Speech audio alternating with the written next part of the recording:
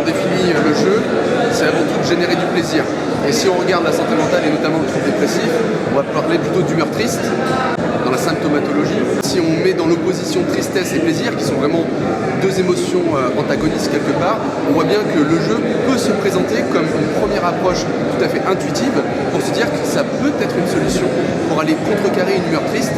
Et donc, ça donne finalement une place au jeu comme un levier, une stratégie à au moins investiguer pour proposer un accompagnement ou une prévention autour de comment ne pas faire apparaître ou continuer à avoir une pathologie psychique ou un trouble psychique, bien sûr. L'avantage du jeu, c'est de faire comme si.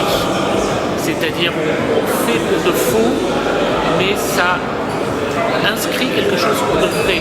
On a tous été enfants et on a tous eu ces jeux où on précisait toujours c'est pour de faux, pour de vrai, pour de faux, pour de vrai.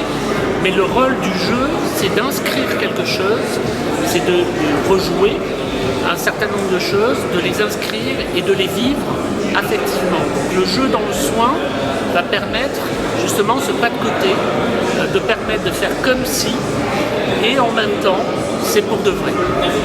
Notre démarche d'amélioration de la qualité de vie au travail de nos soignants, qui soignent encore mieux en fait nos patients, nous avons développé un certain nombre d'outils innovants qui se basent sur le jeu pour leur permettre en fait, d'alléger leur charge mentale au travail et d'être plus efficace. Donc on a développé des outils de formation, de simulation avec des casques virtuels.